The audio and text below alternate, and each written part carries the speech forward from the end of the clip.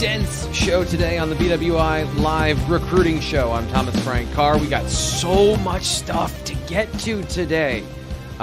We've got a preview and review, camps, official visits, breaking Penn State news this week, and of course, some good news, I think, for Penn State football fans, which we'll get to in just 1 second. But off the top, we always got to introduce the experts here that are going to get you that information and enlighten you about what's going on with the lifeblood of the Penn State football program, that is recruiting. Ryan Snyder, as you see on the bottom of your screen. Ryan, you're a busy man lately. How are you doing today? We're doing great, man. What are we? 6 days into this now, which is always a busy season, but there's a lot going on, which is good. I'd rather be busy than not. So excited to see where things go this weekend. Obviously, Penn State didn't pick up a commitment last weekend, but they're in pretty good shape with a couple guys, and we'll discuss that as far as where they're at this weekend, and maybe recap a little bit of last weekend, take it from there. But yeah, man, another action-packed weekend. Friday camp, Sunday camp, official visitors, a lot going on. And the Adam Schefter of the show, who's always on his phone before, during, and after, that is Sean Fitz. Sean, how are you doing today? I'm doing great. People are probably tired of me by now. I think this is day 3, you and me, T. Frank, going back and forth. Yeah. So, welcome Ryan Snyder. Yeah, you are almost in the old school grind of when we did 5 shows a week, and it was Monday through Friday, and we did a little bit of something every single day, but that is not our current schedule. Of course, we're live here on Thursday talking about Penn State football recruiting. If you're here on the show, please subscribe to the Blue White Illustrated YouTube channel. We're providing you all kinds of great information, but off the top, we're not going to be able to get to everything today. So subscribe to BlueWhiteIllustrated.com to get that information, because you need to have it as it happens. We have an hour here on the show. We can't dump all the info on you, nor do we think that that's fair to the people who do subscribe to get that information and to get it in time. Code PSU1, you get 2 months for $1, so you get through this recruiting season into the July commitment season is kind of how I view it. After all of these official visits are done, these young men then make their decisions in July, and of course, there's then camp news as we get closer to Penn State football ramping up for the 2024 season. So again, the code is PSU1 to join BlueWhiteIllustrated.com. So off the top, let's get into our news of today.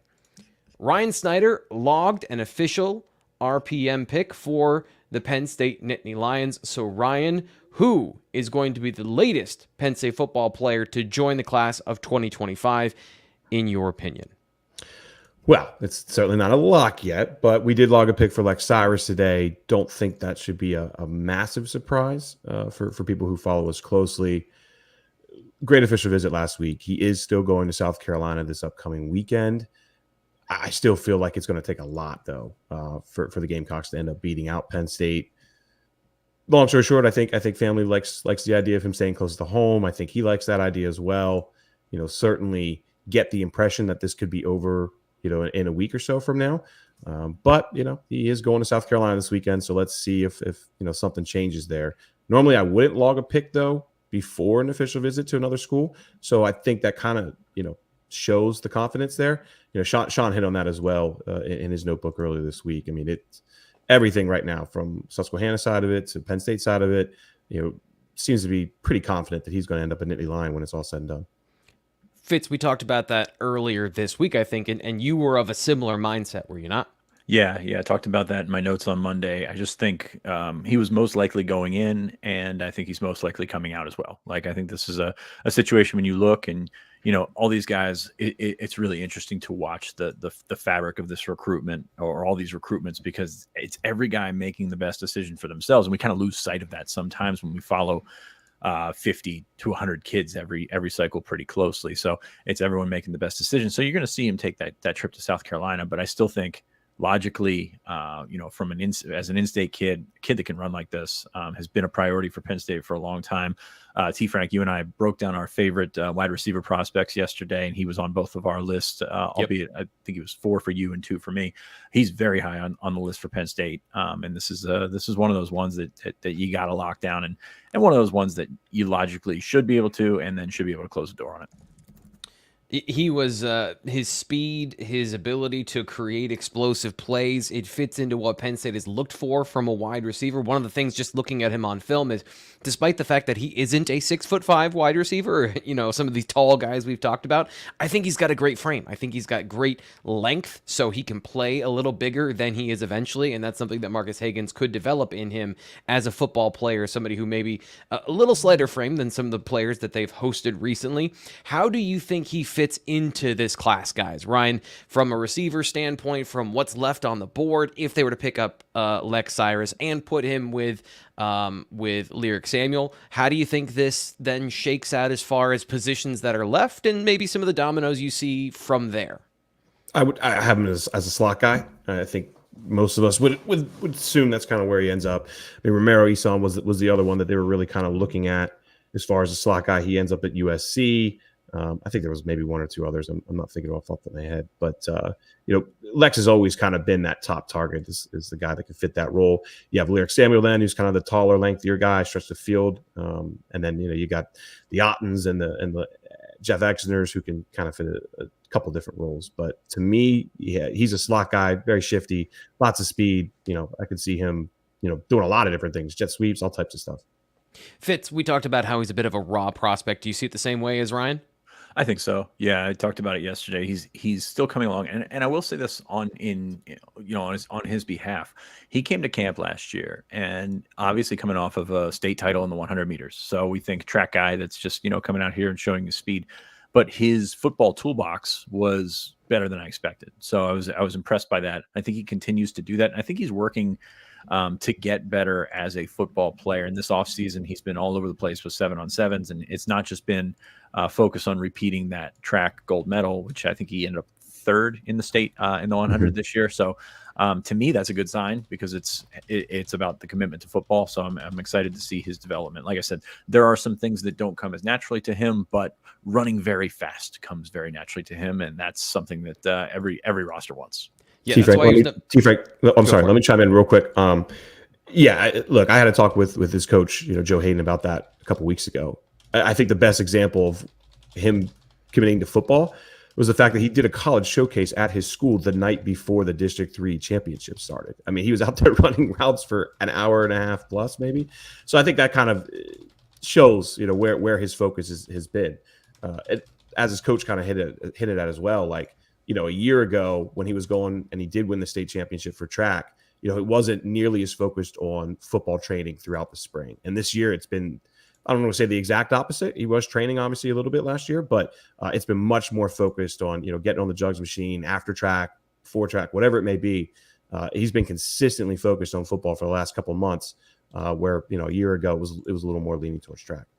How beneficial is that, Fitz, that he has that track background, but he has made that focus switch? And does that lead to maybe the best outcome for his football career? We've seen track guys come in and be track guys, and that doesn't work for football because football takes a different mindset, takes a different set of skills, and anything that you can use that to build up your arsenal of football skills. I mean, you got to do it because this is the highest level. We'll get to more here in the next couple of minutes when it comes to some of the official visit news, some of the recruiting news, players going elsewhere. But right now, I got to tell you about My Perfect Franchise. My Perfect Franchise is a company that helps find the next stage in your life for you if you are a business executive with the information and tools to succeed at running your own business. Andy Ludicky, he is a franchise consultant who has done this for a very long time now. He knows the ins and outs of the business. He's gone through the ups and the downs and all the other things that are the push and pull, the tug and war of back and forth, and he can help you understand all of that. Call him at 404-973-9901 or Andy at myperfectfranchise.net to get started today on the journey to your next destination, whether that is you want a side hustle, you want to diversify, build wealth, or leave a legacy. Maybe you're not ready to jump out of the nest just yet. You want to keep your regular job. There's always a layer or a level of involvement you can have when it comes to owning your own business, whether it is a hands-off ownership, a brick and mortar where you're there every day, whatever you have the expertise in, he's going to help find the perfect franchise for you to manage. That's why I call it My Perfect Franchise. So check him out again. Andy at myperfectfranchise.net. And he's also doing a message board contest where you can win 3 months subscription over at bluewhiteillustrated.com. If you guess the business that he posted on our message board, you have to guess what it is based on the description, and if you get it right, you get a 3-month subscription on him. So services are 100% free to My Perfect Franchise. Check him out again today. Thanks again to Andy. The next news for the Nittany Lions came this week, and it's on the opposite side of what we just talked about. Maybe some not so good news. Penn State has commits that or targets that have committed elsewhere. Jayden Walker from Georgia was going to join the Nittany Lions this upcoming weekend. He has committed to Georgia, and then Grayson Littleton, who saw the Nittany Lions, then committed to Clemson earlier this week. So guys, impact. Ryan, what's the impact of these moves by some national level prospects from outside the region? Yeah, Littleton was certainly a guy that they really wanted. Not totally. I mean, I thought he'd take a couple more visits, Sean. I kind of think you thought the same there too. I thought it would drag out a little bit longer. Clemson ends up being the school. Okay, Penn State has plenty of cornerback targets still available. We'll get into a couple of them later here in the show. Jayden Walker was a guy who has been very quiet, throughout most of his recruitment, which is a theme I think we've seen with a couple guys here. But long story short, I mean, Penn State always had an uphill climb, I feel like, for Walker.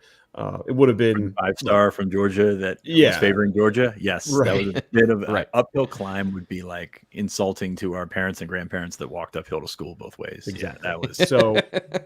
I mean, Penn State was hopeful though. Because he's kind of a quieter guy, they were hopeful to get him up here and kind of show him a lot of the different things that actually kind of fit his personality and stuff like that. But be like Waller last year, basically. Mm-hmm. Fair example. Yeah. So, it's not, I don't see any of them as like a drastic loss or anything like that. Put it that way. I will also say that I put in a RPM this morning for Nolan Davenport to end up at Wisconsin. He just visited this past weekend. Davenport is supposed to visit Penn State this weekend. I don't think that's going to happen.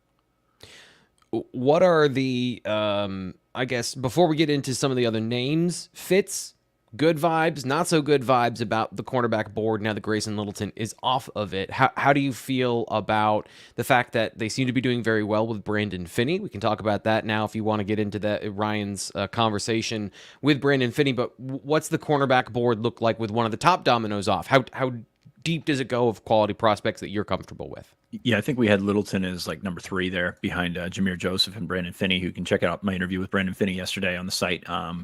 Very open about where things stand with him and Penn State. Those guys are very important. There's a lot of corners coming in this month. If you know the show, that's kind of the shtick here with Terry Smith. He'll take everyone he can get. Josh Johnson coming in this weekend, who might end up being a safety. He's a big kid. A big rangy kid back there. Darius Dixon coming in this weekend. But like you look further down on the list, and Otis Konenbani's coming in. Chris Ewald's not coming in anymore. He's down to Georgia and Miami. Not that, fingers were crossed or anything like that. But Dwayne Galloway is an interesting one to me. Kid from Ohio, went and camped at Ohio State this week and did really well. I'm curious to see if Ohio State will move on him. I think he ran a 4.35. He's a track champ in Ohio as well. So there's a lot to like there. But any time that somebody comes off the board, especially that high on the board, doesn't really help. But no, I think you've got a situation where you can still land Joseph and Finney. If you land those two top of the board guys, that's good. Now, margin for error gets a little bit steeper there with Littleton off the board. I thought Littleton would make it to Bama. Like I was surprised by that. But then when you take away the feedback that we get from Penn State, which is, hey, he's a Penn State type of kid, Clemson runs a lot of those parallels with Penn State. And we've seen that over the years. And, maybe it's gone away a little bit in terms of the success that they've had. But Clemson kids are a lot like Penn State kids. You think back to Brian Bresci and those guys, it makes a lot of sense. So Clemson, that's definitely one that you can look at. And obviously hindsight's a great tool to lean on here. But that one makes a lot of sense for Grayson Littleton. Here's a question in the chat from UBS Calzone. He says, if you had to predict a potential surprise commit at this point, who would it be? Fitz, do you have somebody on the top of mind where you can declassify that? Or are these guys still kind of like, we'll save those comments for later? I always love this question because it's predict the surprise, Right. which would not make it a surprise at all. I mentioned Galloway a little bit ago. That's one that I'm just looking over my notes here. Randy Adrika from Miami is supposed to come up next weekend, June 14th, for an official visit. So that's one that we've heard Penn State's in really good standing. South Florida factor. Ryan, I think, nailed this question last week with his stuff on BlueWhiteIllustrated.com about Antonio Branch, who was a guy that very quiet. But I think there's no question that Penn State leads, and there's a couple other guys that could pop up here, and we'll take a closer look at that on the site. Got a couple of other things in the chat that we need to clean up. Earlier, before we started the show, Robert Warfel says, T. Frank, it'll be $100 donation if you put on a wig and rock air guitar to the new music like only you can. Here's the thing, like, that's the Tuesday show. I appreciate that Rob knows the shows so well. We have new Fitz recruiting update music on the Tuesday show. I do have a mullet. I do have a mullet wig somewhere. So don't tempt me. I am willing to do just about anything for a laugh. And that is something that we will get to later now. That is going to happen. I just need to get it all set up. Rob, keep reminding me because it's a busy time of year. I will forget. Next thing we got here on the list of things we have to talk about today. And of course, it is the main thing we're going to talk about today, and that is official visit weekend. The Nittany Lions are hosting 10 prospects this upcoming weekend, and like last week, we're going to go through all of those players, talk about them, give you some insight on who they are, how they fit into the program, where you might see them, and what you think about some of these players. What do you want to start with, Fitz? Where do you want to start? Do you want to start with Kainoa Winston, part of the Winston fan club? Why would I start with Kainoa Winston? What are you saying here? Yes. Potentially the most important visitor this weekend, because like this is a position that you've seen Penn State offer some more guys. Braswell Thomas picked up an offer, or I guess picked up an opportunity to act on his offer after his camp last weekend. But Winston has always been very high on the board. He's going to be in town this weekend. Gonzaga's coming for the 7-on-7. I believe Ryan reported that he's going to participate in the 7-on-7, and then he'll do his official visit. But Michigan has the momentum right now. I don't think there's any question about it. Michigan, he was out there last weekend for an official visit, and Penn State's got work to do to get back in front of this one. So it's not a sailed ship by any means, but Kainoa Winston is a very important target for Penn State, and they're going to treat him as such this weekend. And you hope to recreate the momentum that you had for him before. Obviously, KJ Winston's cousin. KJ is phenomenal at Penn State and has had a great Penn State career. So they've seen it firsthand. The family has. So you've got some things going for you, but at the same time, again, Michigan has really impressed Kainoa Winston. Ryan, what do you think? Well, first off, it's Kainoa Winston. He's corrected me on that like multiple times now, so I want to make sure we get that right. No, look, just down there. I should have did that earlier. My fault, Sean. Here's what I'll say. I absolutely think Michigan and Penn State are the top two, and I would even go on to say that I wouldn't be shocked if he didn't go visit North Carolina and Oregon. I think those two are firmly the ones. We'll see how this visit goes. You know, maybe he will end up taking those visits, but like the impression I've been given from even people close to Gonzaga more than anything is that those two are standing out enough where those additional two visits, again, Oregon, North Carolina, may not be needed, which means we could potentially see a commitment from Kainoa. Screwed up myself there, Sean. Gotcha. Next week. So we'll see. I don't, it's not a lock or anything, but that is the consistent theme right now, is that these two Big Ten programs, I know Oregon's technically Big Ten now, but the two originals of the Big Ten seem to be firmly ahead of everybody else. And just for fans to understand, is he taking an official visit to Michigan? And if so, what is the timeline on that? He already did. He was there last weekend. Yeah. Okay. So he's momentum coming off of the visit. Yes. The official visit. Yeah. How does that dovetail then into, you know, what's the feeling of, well, he hasn't seen Penn State, or has he seen Penn State enough that it's kind of, you're reading the tea leaves of, they always are going to roll out the red carpet. They're always going to throw their best out there, but he's seen Penn State now 4 times. So I guess what's the I don't want to say what's the benefit, but what is the ability during an official visit to really make up that ground if he was so impressed by Michigan, to remind him or to reemphasize these are the things that Penn State brings that are, to remind him of Fitz? I think just the intensiveness of it all, like doing everything so much on a weekend, meetings, NIL conversations, just everything that you can possibly do to give them a viewpoint of not only what it's going to be like for them, but also what it's going to be like for their family. And the Winstons have a pretty good idea of this. So this is a sales job, straight sales job. It's bringing them in for a weekend and trying to put your best foot forward and hope you're coming out on the other side impressed by that. So it's just a little bit of everything. Previous visits. So he was on campus last year for the 7-on-7 tournament, and he was great there. He came for a game or two.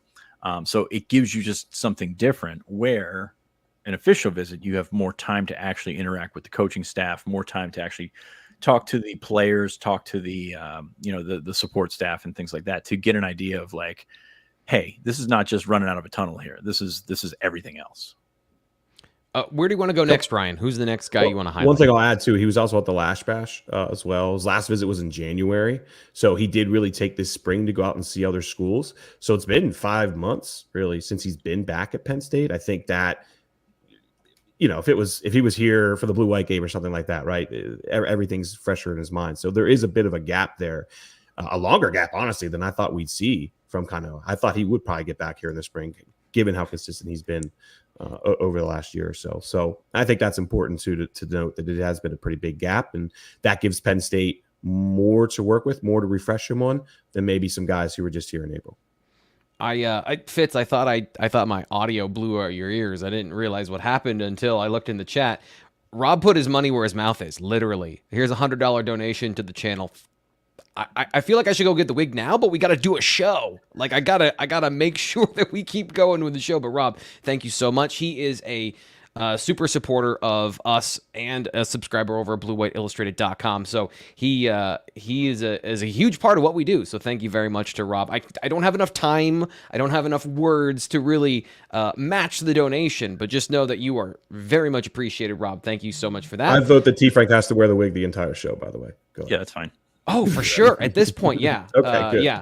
But there is a caveat with this. He said, "Don't tell his wife that he made that donation." So we got you, Robert. Very good. It's only on the internet, but as long as she doesn't know about this part of the internet, we're good. Ryan, next prospect you want to talk about? I think you have to go Jeff Exinor. I would absolutely have Kainoa Winston as the most important visitor this weekend, and I would have Exinor. Maybe he's 1B. We'll say 2, wherever you want to put it. I think Penn State is in a great position there. But I do think that this is the weekend that will tell us a lot, because I do believe that Virginia Tech visit he took back in April left a really strong impression on him. He didn't go to Michigan State this past weekend. Originally, that was scheduled. He ended up canceling that. And this feels like Virginia Tech and Penn State. Obviously, the McDonough ties and all those things stack up well for the Nittany Lions. He is, I think, expected to go to, is it maybe Maryland, Syracuse? I'm going to throw Maryland in there, just from what I heard something this morning that Maryland's in this as well. Okay, good to know. So I think, put it this way, Penn State isn't a school to really apply much pressure, especially when there's only one wide receiver committed, right? But I put it in RPM for Cyrus today. I think if they can apply some pressure here, and there's no player that I think that they can apply more pressure on this weekend than Jeff. Kainoa obviously has great options out there. Some of these other guys too. Just doesn't really make as much sense. He is the one that I would have circled because, again, if you get Cyrus on board, if you can somehow get Jeff to not take those other official visits, well, all of a sudden you're sitting at 3 wide receivers, and man, that really helps Higgins and others apply pressure to some degree on some of those top targets left to really kind of finish out wide receiver recruiting. So massively important recruit this weekend. Really performed well at that Under Armour camp. I think any questions about his athleticism and what he brings at a guy his size have kind of been put to the side now. At least I thought he was very impressive, at that camp. So this is a player Penn State has to land. They have the ties. They have all the McDonough stuff. It's in a good situation. Now, again, he does continue to stress to really all of the coaching staffs that he's going to make a decision in July. You got to take him for his word at it for now. But this is the guy I would have circled right now as, Penn State's going to go all in this weekend on someone. It makes sense to be Jeff Exinor. On the flip side of this, Fitz, we're going to get to another wide receiver or two in our conversation here. You put in a pick for Lex Cyrus. The two of you have talked about that. You have Jeff Exinor. Now there's a lot of really good receivers left on the board. Is it a good thing? Is it how do you feel about a three-person class with Lex Cyrus and then some of the names that are left?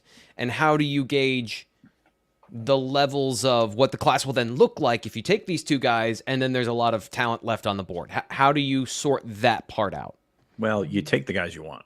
Like, these are obviously, you throw out Exinor, Phillip Bell's coming this week, that Matthew Outten. Like, these are guys that are coming earlier in the month for a reason. You've got a couple guys scheduled for that final weekend. Of course, Taz Williams, your boy's coming in next weekend, the 14th. But you've got Samari Reed, Nashawn Montgomery, some of those guys that are maybe just a hair lower and a hair less likely in terms of if we're using logic here, regional stuff.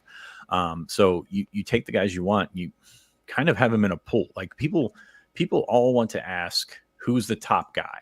And that's a loaded question, because you can ask one guy in the building who the top guy is. They have this guy, and well, they don't like this guy. Who is another person's top guy? Like, it's not a situation where you have that. But what you do is you can block them off in tiers, and you get a pretty good idea of where Penn State views these guys by when they bring these receivers in. So, hosted a couple last weekend. Of course, we feel very good about Lex Cyrus. But like, these next three are three that make sense for Penn State, or maybe two that make sense for Penn State. Phillip Bell, you work into his schedule when you can. But I think that it's interesting how many times we talk about what a class is going to look like at the end. And at the end, the most logical guys fit. And to me, the most logical guys here, Lyric Samuel, obviously already in the class, Lex Cyrus right down the road, Jeff Exinor, the connections there. And I agree with Ryan that Virginia Tech's heavily in this, Maryland's heavily in this, but it's one that they should win. Matthew Outten is kind of a wild card just because he doesn't talk and you're not really sure what's going on. He visited Syracuse. Maryland and Virginia Tech have been the two that have been sort of circling with Penn State in that like regional top 4, top 3, whatever he's got.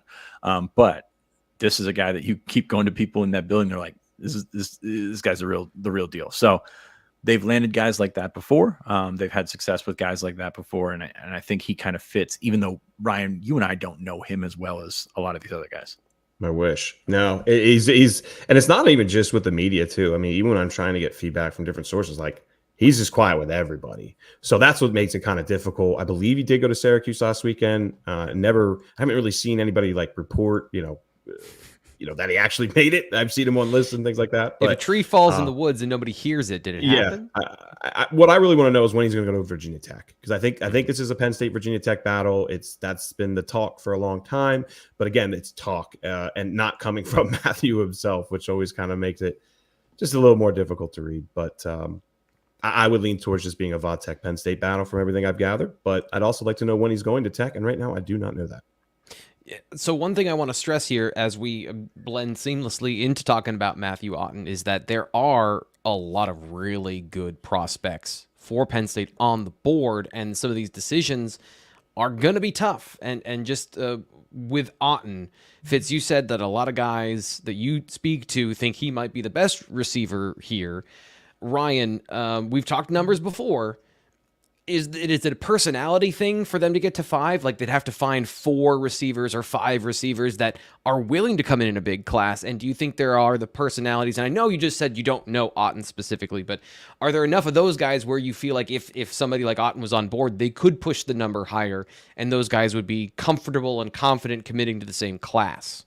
5, I think would be 5 is possible, but to me, the way 5 happens is if you get Outten, Cyrus, Exinor, all within the next 2 weeks or so, and which I don't know if these guys are going to drag us out or not. And then you got a Quincy Porter, somebody who really kind of surprises, maybe a Samari Reed, something like that, where they feel like they absolutely can't pass on the guy. So 4 is the safer bet. 3 is technically possible if they strike out on a bunch of guys. I did a kind of a projected class a couple weeks ago, and I left it at 3. But I left the caveat of like, well, there's a lot of guys here, Quincy Porter, Outten, Corey Sims even to some degree, Samari Reed to some degree, that are just very difficult to read. So it was just hard for me at the time to say Yeah, I absolutely see 4, but I think Penn State absolutely would like to take 4. It's just going to kind of depend on how the cards fall and when guys commit. Because again, say Jeff Exinor does wait till July. Say Outten waits till July. Yeah, maybe they'll get Cyrus here soon. Okay, so you're sitting at 2. You're in mid-July. Well, how many other commitments are they going to have by then? How can you distribute those different scholarships? I think wide receiver is an important enough position where it shouldn't be impacted too much by others. And then, of course, you have the transfer portal and no more 25 limits. Like there's a lot of things that will allow them to keep adding. But, at the end of the day, if they're at 21 commitments and, they're only at 2 wide receivers, maybe 3, well, it depends on what else they have out there that they still need to fill. Fitz, do the names he just mentioned, do they all fit together? Do you think from a football standpoint, they would all mesh well? And you know how I like to say, corners or safeties, like their skills complement each other. Do you think that's a good blend of receivers where you're not getting all kind of the same guy competing for the same position? And is that a way you could sell it?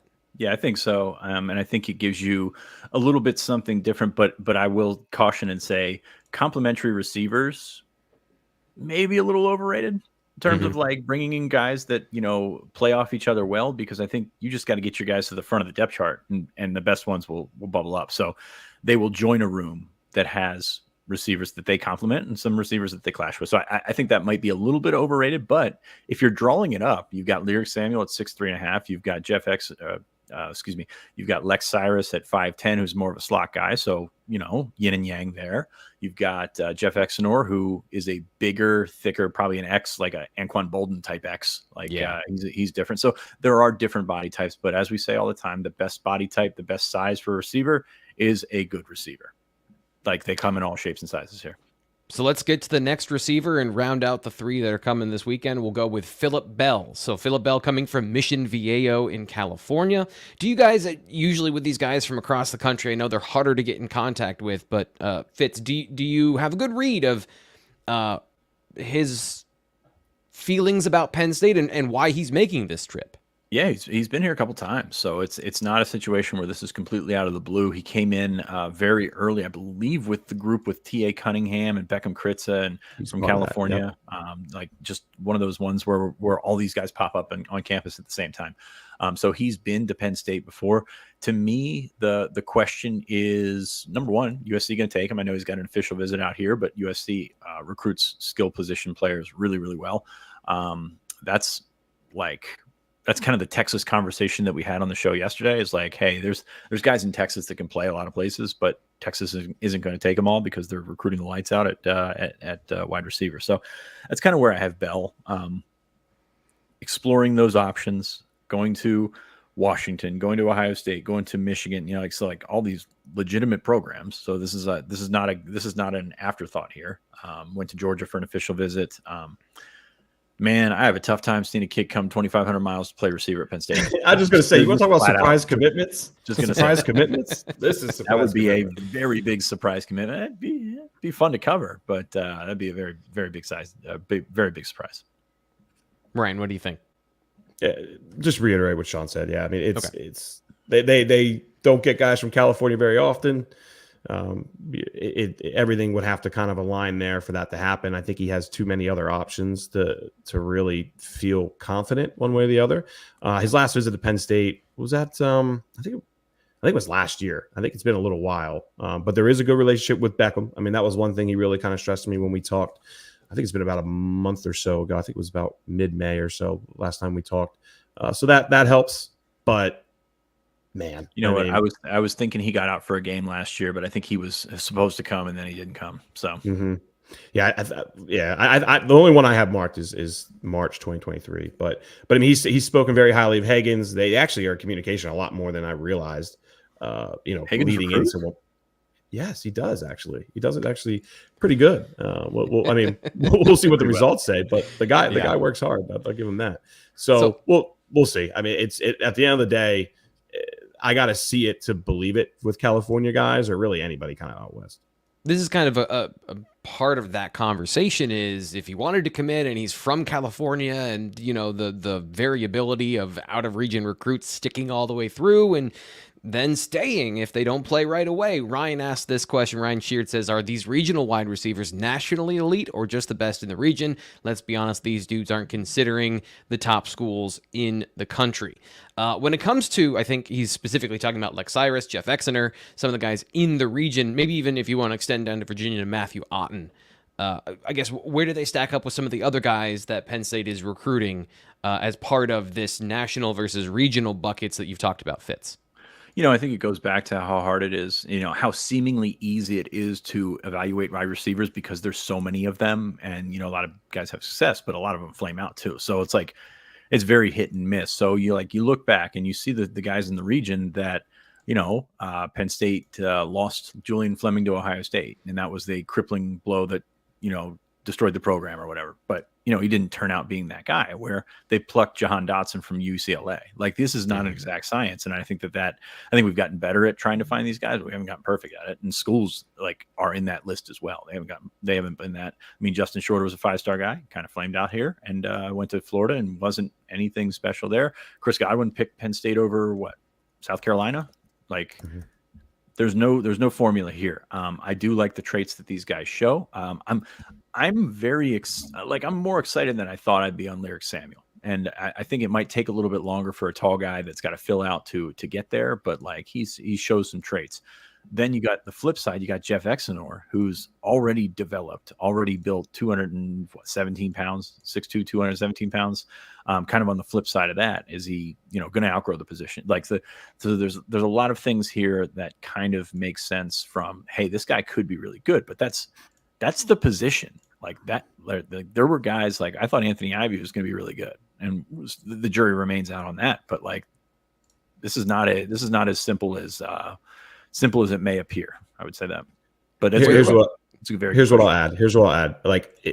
This is one thing Charles always kind of hits on when I talk wide receivers with him. Charles Power, he's our scouting director at On 3.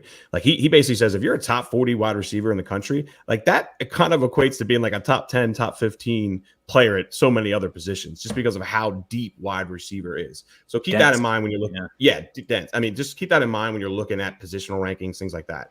The other thing I'll say is that in my mind, I have no doubt in my mind, actually, that Jeff Exeter and Matthew Outten are higher on Penn State's board than a guy like Phillip Bell. Well, look at Phillip Bell's rating. It's higher than those two.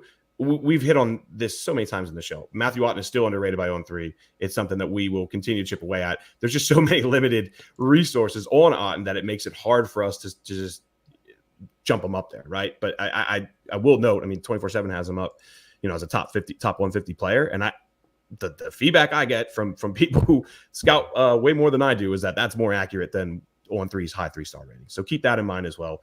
Cyrus is already ranked really high in the class, almost too high, I would think, actually, when I compare to what I think of Outten and some other people. Not that he's too high. I think he's an On 300 guy, but when I look at him being 115 and I see Outten being a 3-star, that doesn't compute to me, just again from the information we gather, or at least how Penn State sees it. So all of them are very important.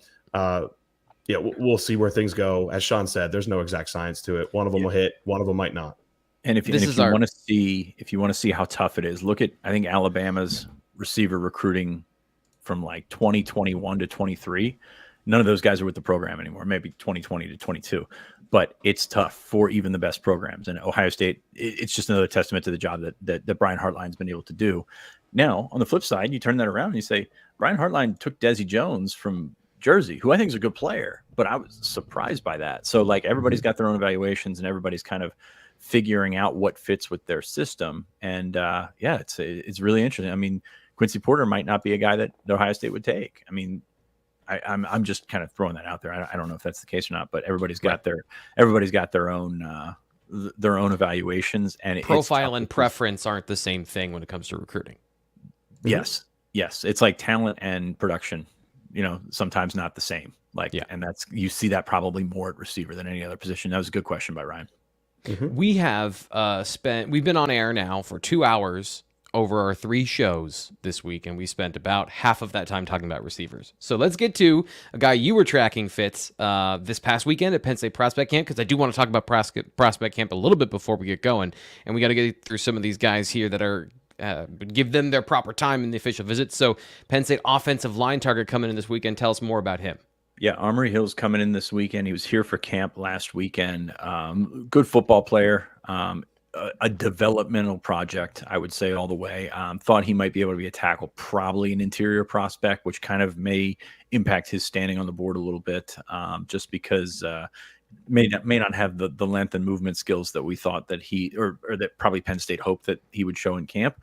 But still going to come in this weekend. Still going to give the look. I think Maryland and Virginia Tech, once again, those schools popping up as eventual official visits as well. So, I mean, Fitz, can I ask, from a developmental standpoint, you're saying from a physical perspective? Because watching his film, I think that there's some good things that he knows how to do with his hands, and watching him in person, it seemed like he's a very aware offensive lineman. I'm not going to get into the details of the technique and specifics, but there are guys who I think from a technical standpoint are much more raw that are coming in. So is it a physical thing, or is it the whole developmental package just generally? I think it's an athletic thing, and it's also a developmental thing, because this guy was, I think, 335, and now he's 305. To his credit, he's gotten that weight down, but he's still learning to be an athlete at that size. And T. Frank, you know this as well as anybody. Penn State, they've gotten bigger and they've gotten more athletic up front, which is not an easy thing to do, but they kind of figured that out. So I think Troutwine was hoping to see Nate Bruce, and I know that name does not resonate well with Penn State fans because his career lasted 3 days or something like that. But like as a prospect, the filling it out a creative prospect on NCAA 25, that Nate Bruce is kind of what they were hoping for, because he had so many of those good traits. You just couldn't see that one coming. So anyway, moving on. I think Hills is a guy that they're going to continue to evaluate.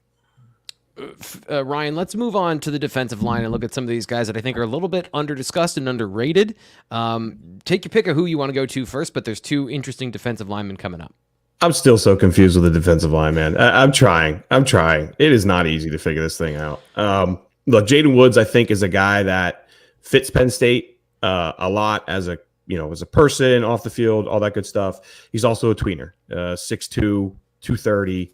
So where's he at on the board?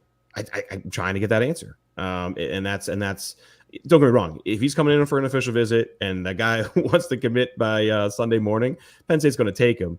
But it's just when I look at, then I compare him to like Cedric Works, for example. We know Max Granville's at the one of the top guys for defensive end, but just kind of below him, it is really hard to shake out. But the fact that they don't really have a lot there right now allows for all these guys to really kind of commit if they want to commit immediately. So still trying to just get a better feel for Jayden Woods, but again, at the same time, if he leaves here on Sunday and wants to commit, Penn State's going to take him. My coworkers seem to think Purdue is in the best position there.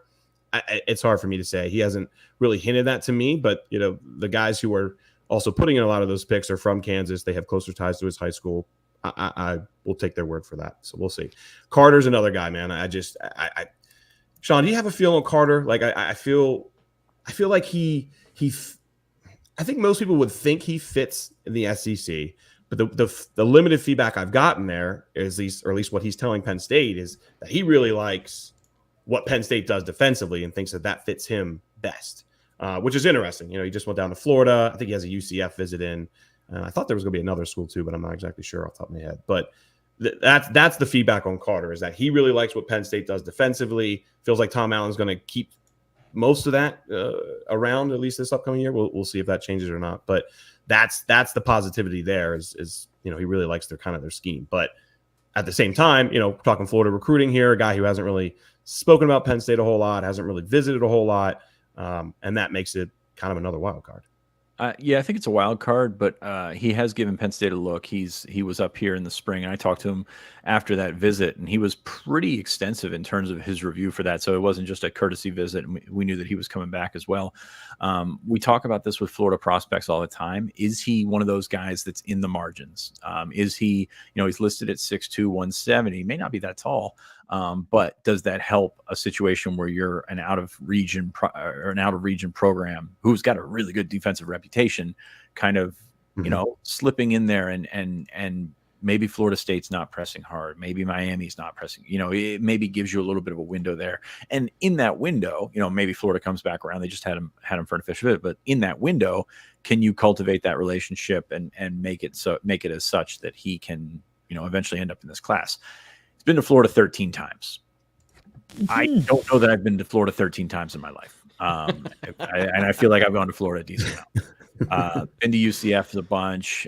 Been to Florida State a couple times. But to me, like, Florida seemed to be floating out, and then I think they're coming back around. So that's going to be interesting to see if that's the direction that he goes. But Penn State, I think, is in it. He likes Deion Barnes.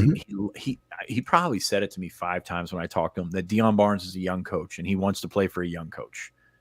And that's something you can sort of grasp onto with Jarquez Carter. He's coming back. He likes the scheme. He's seen a guy from not far up the road in Zane Durant come up, and although Zane Durant's different kind of prospect, but he's been successful in the interior of the defensive line. So we've got him rated as an 88. 24/7's got him as an 88. A couple others have him as a 4-star. So I think he's like right in that window that you could see it for Penn State. It's just going to take a lot. And I think a lot's going to depend on the Gators. That's a comfortable ride. 16 miles away, according to his On3 profile from Gainesville. It's tough to overcome. By the way, Corey Bender reported yesterday. Oh, sorry. Go ahead. I was just saying, Corey Bender reported yesterday that he's going to take an unofficial visit to Ohio State. I wonder if that's for a camp. He's wanted, he went to Ohio State. He went to Tennessee after Penn State. He went to Ohio State in the summer. I think that's like his golden goose right there. But it's going to be interesting to see if that's Larry. His recruiting this cycle has been like, really? Because there was a couple guys that he was in on. I'm just like, I don't know that that's Ohio State. Like, I don't know that that's Ohio State caliber based on what we've seen over the years. And sounds familiar to our message board. Thanks for that. But no, I mean, it's one of those things where defensive lineman, hard to project, hard to find. And yes, Beach One guy, I need to get down there and drink a High Life. Actually, if you are in Clearwater Beach, my father's down there. So if you see an older version of me out there wearing a big Penn State hat, it's probably him. So stay high. What's up, Beach Wine Guy? Glad to have you here on the show. I understand now why your name is Beach Wine Guy. It makes a ton of sense now. We have a couple more to get to here in the official visits. Probably going to bleed over a little bit longer than an hour today. Just want to prep our guys here on the show because we do need to talk about the prospects coming up this upcoming weekend. But the corners and safeties coming here are also very intriguing. So Ryan, start the bidding on who you want to talk about in the secondary coming up. No doubt, Josh Johnson. I had some talks with some people last night about Josh Johnson. He ran an 11.4 100 meter in the spring, right? And I think it's the only 100 he ran officially. It looks like he just kind of switched to other different events after running that. And I think that fans saw that, coaches saw that. Many kind of wondered, oh, okay, is he not nearly as fast as we thought? Well, the one thing, I'm going to have a notebook later today, so I'm not going to put all the information in there. Wait. Do people think that he was like on sub 11 fast? Well, here's what I'm going to say is he's faster than 11.4. Okay. He ran a verified 40 recently. That's pretty good. I want to save most of that for the notebook. What I'm going to hit on here is that, like, we were talking safety with him after that 11.4. Penn State's recruiting as a corner. That has been stressed to me now twice over the last 3 days. So maybe that's because he wants to hear that. Maybe I also think it's because of, some of the results that he's had recently and some of the verified measurements Penn State's able to get on him. That's kind of squashed their worries with Josh Johnson. But here's the main thing I want to hit on. Grayson Littleton's off the board now. Josh Johnson might be that next guy up. Maybe not as far as like who absolutely Penn State wants or number one target or anything like that, but as far as realistic. I think Brandon Finney's realistic. I think Jameer Joseph's realistic. When I look at the others, I think Josh Johnson may be more realistic than most of the other guys coming in. Fitz, I have some thoughts on Josh Johnson that have radically changed in the last 2 minutes, but what do you think about this situation? Yeah, he kind of fits the profile of what Terry's gone after, is that rangy guy. But if he can run as well as Ryan can say he can run, hey, there's a guy in that building that I trust pretty much more than anybody else, and I think Terry's earned that right. So we're going to see that again. Darius Dixon coming in this weekend as well from California. Curious to see how that one comes out. Maybe copy and paste everything we said about Phillip Bell. Just going to say the defensive side of the ball, and you got your Darius Dixon report. Perfect. I don't have any highlights of him. He was not on my list, so I'm glad we can just do that. Josh Johnson to me is super interesting because you look at the highlights we just played here on the YouTube channel, and I don't know that I've seen a corner emphasize tackling as much as Josh Johnson. The way he plays zone, and a lot of this obviously is what he's asked to do, but his instincts, his play style, his physicality all scream to me a player that's not just a safety, but is this a guy that they want to play at the Lions someday if they're going to be playing this 4-2 hybrid defense? He is a perfect player that can do all of those things. And if he's fast too, I said I did an advanced scouting on him. I think it came out this morning. He could be that glue guy that's ultra important and maybe prioritized more than some other guys, or up there with a guy like Brandon Finney, who is a pure outside corner that has all of the traits to be a national prospect, but maybe they just get two of those guys at this point if he is a guy that wants to commit to Penn State and they have this recruiting information on him, because that changes a whole lot when you're 6'2" and you can run really fast.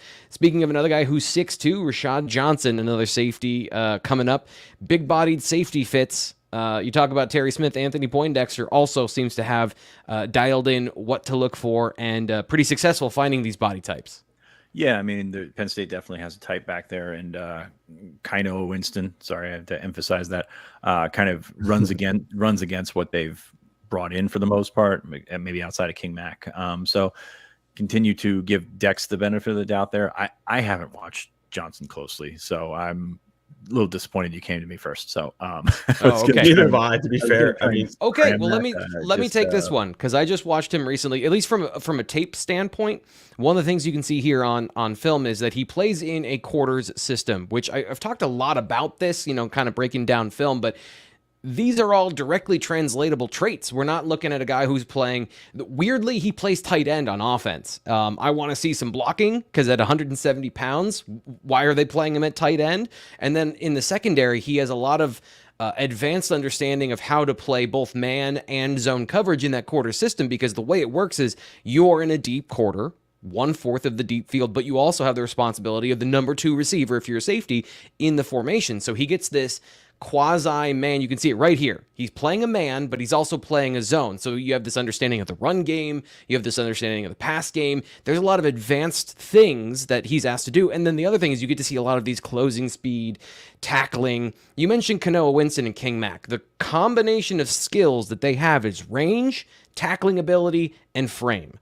And if you have two of those three things, I think that's an Anthony Poindexter safety. And I think what he shows on film here is Rashan Johnson has those things, and also I really like what he's working with as a high school safety, that there's some institutional knowledge. He's going to have to learn a whole lot more about football, but it's one of those things where you see directly translatable concepts, ideas, and understanding of the game that makes you go, okay, maybe he's not the fastest guy in the world, but if he can hit and he can run and he closes, we don't care if he's a 4-1 safety.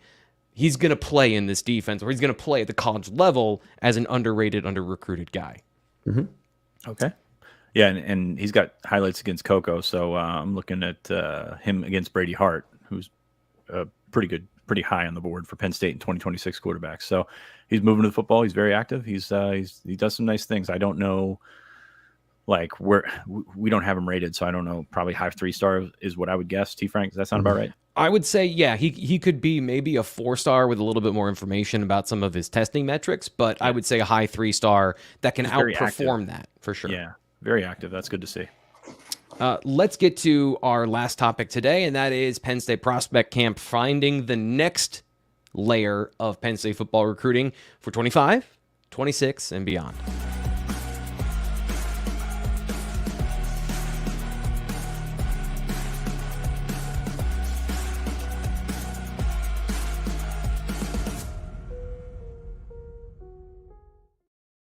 Ryan, I want to come to you to start because we've got a condensed window here. There's a camp from last weekend. A lot of important things came out of that camp. There's also a 7-on-7 coming up tomorrow and a prospect camp on Sunday. When I said, we can't get to all the things, I knew we weren't going to get to all of it on the rundown today, let alone the things that we didn't even put on there. So where do you want to go in terms of look ahead or look back at what happened last weekend? I think the two main takeaways, there's a lot of big takeaways. I mean, Sean, you can hit on the tight end. You really kind of noticed. I think Broswell Thomas was the biggest takeaway for me. Let me clarify. Zion Ellie was the star of the show last week, the 2026 defensive end, top-ranked defensive end in the country. His numbers are incredible. We already knew that after Under Armour about 3-4 weeks ago. He only just improved on them or shined in other ways at Penn State last weekend. He is absolutely a freak and a guy that we're going to be talking about a ton over the next year. Broswell Thomas, though, put it out there publicly about his official visit. We reported on that, I think, Tuesday, what it was. I think Penn State would like to see more things on film, but the athletic numbers he put up last week, and especially when you compare when he came the year before and the improvement he's made, really stood out to the staff because they still believe that maybe even there can be even more improvement. So just everything from his shuttle to his 40s are all multiple tenths better. His broad jump, triple broad jump, we're talking, a couple feet better for the triple, which I think really grabbed the staff's eye. So there's athleticism there that may still be untapped, and that's why Penn State's going to add him for an official visit here at the end of the month. Sean, do you want to anybody you want to hit on from last week before we get into 7-on-7 or any of that kind of stuff? Yeah, Brian Kortovich, and I knew I was going to mess that up, even though I asked him how to pronounce it. I mean, he doesn't have an offer from Penn State yet. He's going to Purdue this weekend, probably Illinois next weekend. But Penn State wants to stay in this one as long as they possibly can. Obviously, Andrew Olish still the top target there at tight end. But Kortovich, we talk about these big, freakish type numbers. He ran faster than Luke Reynolds. He ran faster than Olish. Like, this is a guy at 6'4", 225 that can move. So he was close to Lyric Samuel, and we think that Lyric Samuel can move at that size. So like that says something in a room where you have to establish yourself as on another tier athletically. And I think that fits. Penn State's yet to offer, but him coming out to camp, him performing at camp and running the way that he did certainly got on that radar. So it's definitely one, we've seen some of these guys pop up. We saw Matt Henderson pop up. We've seen Brody Lennon pop up, and maybe they don't have the stars right now, but those are the guys that are on the track that will be probably 4-star guys when all is said and done.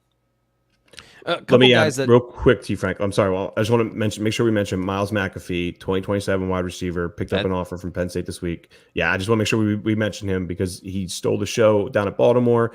Right. Thought he looked really good at Penn State. I only wrote about him. Yeah, I know. I'm sorry. And then Colt Lumpers as well. Another 2027 guy. Again, 2027.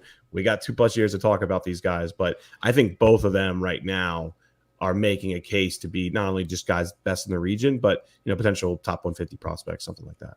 I'll throw in there Austin Busso from Bergen Catholic, another guy. Miles McAfee was the best, but right behind him was Busso, a guy who both of these guys are really good route runners for their age and also have kind of that complete package of athletic traits that can develop over time. They were the guys that I saw the most. One other guy I'll throw on there just as I don't know where he lands, but I'm a big fan of Tavion Branch after last weekend, where he's big, physical athlete. I think other than maybe some frame issues of not being 6'5", not being 36-inch arms, he's got a lot of things that Penn State likes from an athleticism standpoint, moves pretty well. So he tweeted that he's coming up again on Friday too, which for record, Friday's a 7-on-7 big man challenge. But as we saw last year, remember Josh Williams came up, and because it's evaluation day, they can have a couple individual guys come up and work with the staff. So just coming back again for an individual kind of workout with Troutwine, certainly a guy to keep an eye on. Yeah. Well, keep going. Other guys that you're interested in coming up this weekend, as we mentioned, he's the 7-on-7 Big Man Challenge Friday. There's a prospect camp on Sunday. What are the names that stand out to you, Ryan, that you've been able to source as to who you're looking for this coming weekend? I'll start with the 7-on-7 because it's tomorrow, right? We'll start with that one and get this Sunday. I think so. The first thing to note is Penn State had 2 7-on-7s last year. I think maybe 2 the year before, but correct me if I'm wrong, Sean. They're doing 3 this year. And this first week's going to be, I believe, the smallest one. I only have 16 teams confirmed right now. The last 2 years were 40 plus for both of the 2 7-on-7s. So this one's going to be a little smaller. It's mainly focused on 3 teams, in my opinion. Gonzaga out of Washington, D.C., Amani Christian out of Pittsburgh, Roman Catholic out of Philadelphia. Those are the 3 schools that consistently produce the most talent, I would say, or at least the guys that Penn State will really kind of keep a close eye on. Middletown, too, in Delaware has a couple guys they'll be up as well. A couple guys to keep an eye on. But obviously, Kainoa Winston's taking an official visit to Penn State this weekend. But normally, when that happens, if Penn State pays for his transportation, he's not allowed to camp. Well, guess what? Penn State's not paying for his transportation. He's going to come up with his team, I believe, and then his parents are just going to drive him home after. So he is allowed to camp on Friday, and I do expect him to camp, which is great. Love that he's working out with his team. Love that too. Because again, Penn State could have paid for car service all the way home. He could have went home in one of those nice Mercedes, but no, he's gonna work out with his team, which I think absolutely stands out. So they have a couple others too. I think Carter Meadows and Kedrick Golston. Meadows is a defensive end. Golston's a linebacker. Both 2026 guys. Meadows already holds an offer from Penn State. Golston doesn't, but Golston also has a stacked list of offers. So keep an eye on those. Father of the same name was played in the NFL for a long time. Right. Yeah, so got the genes for sure. Amani Christian, then obviously Deshaun Burnett already committed to Penn State. I've talked about David Davis a lot. I think he's going to be a guy that we talk about a good bit in the 2026 class. And then we'll see with Gabriel Jenkins. I kind of have him more as a safety right now than a corner. But he's a 2027 guy out of Amani that, will certainly be on the radar. Where he ends up long term, we'll kind of get a better feel for that. So, and then just with Roman, obviously Samaj Beals, quarterback 2026 class, holds a Penn State offer. We know there's a couple other guys ahead of him on the board right now, but he is a Pennsylvania guy and has consistently been up here. He was just here for the Elite 11 a couple weeks ago. Another guy to keep an eye on there. But it's a smaller 7-on-7. That's the main thing to stress this week. I think most of us will be watching Kainoa and some of those Amani guys. That's where my focus will be, at least. Fitz, what are you looking for this weekend? Sunday, we got some good underclassmen coming in.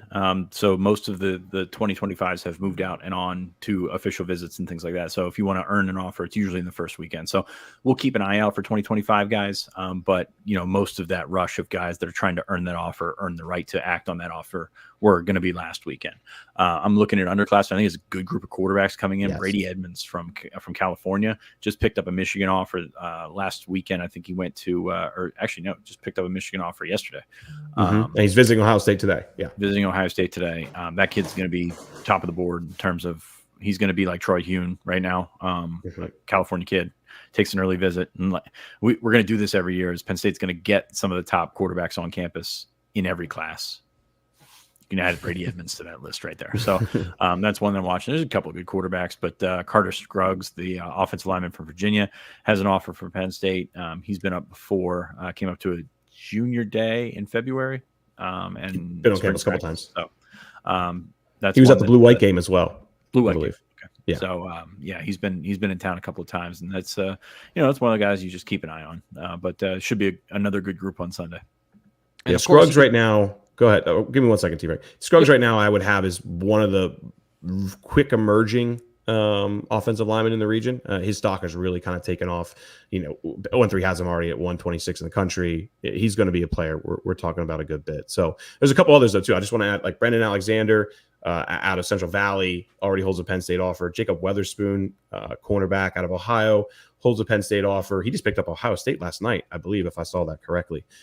So that there's another guy to keep an eye on. And then keep an eye on Ben Whitford too, a teammate of Matt Henderson at Powhatan. Didn't really know anything about him. Watched him at Baltimore. Left pretty impressed. I had him as one of the guys, in my notebook following camp as somebody that I didn't know if that was like okay, we're taking Matt Henderson. Let's see if we can help Ben's recruitment a little bit. And then I watched him there, and I was like, oh no, this kid can play. So he will be a guy I think we watch closely on Sunday as well. Ryan, isn't there a lineman from Kansas coming in? Is it Jack Fuchs? Is that the one? I just wanted to see you I think it's second guess yourself before you said it. So. The two linemen I'm really gonna be watching honestly are Hiller and Kalis. Kalis out of Pittsburgh. They're both 2027 guys. Again, I know 2027. Talk about down the road.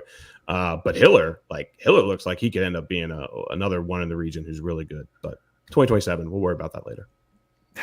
You handled that way too professionally. Sorry. Never again. All right. We've discussed what's coming up, but anything today or tomorrow you guys are looking to write for BlueWhiteIllustrated.com, Fitz. There was some mention of some notebooks, so just let people know when they can find them. Ryan, I think you said you're writing a notebook, so we'll come to you. Where chipping away where at and that. when? chipping away at that now, or after once we're done with the show. I would have it maybe up by now, but we have to do a show today, right? So it's kind of like I did last week, trying to just get as much information as I can on the 10 guys visiting this weekend. We'll get that up hopefully this afternoon, but I've been chipping away at that the last 2 days. Talked to a couple different people, a couple different prospects. We'll share as much as we can there. The Josh Johnson Nuggets, I'll share some stuff there that we didn't share on the show, and a lot of other stuff I think is pretty common knowledge. But we'll check that out here in a couple hours. All right. We got to get to work, so we got to get out of here. Thanks to everybody on the show today. And once again, I do have to say thank you to Rob for donating to the channel. I have sourced, I found where the wig is located. I asked my wife, the wig, we still have it. I'm 99% sure. That's none of our business, T. Frank. That's just for the record, T. Frank, if for some reason it's screwed up, I will be up there next Wednesday, and I have a really good mullet wig as well. So if you need it. Okay, great. All right. I just want to make sure, because Rob says he's a man of his word. I'm a man of my word. I'm making this happen. We're having one of these shows, T. Frank showing up with a mullet, which is a reason for you to come back. Rob, if you want to Venmo me $100, I'll wear a wig for the rest of the month if you want. No, I'm kidding. All right, before we go off the rails, that's it for today for the BWI Live Show. We'll be back later this week. Of course, if there's any breaking news, we'll have that here this weekend as well. Subscribe to Blue White Illustrated on YouTube and BlueWhiteIllustrated.com. We'll talk to you later.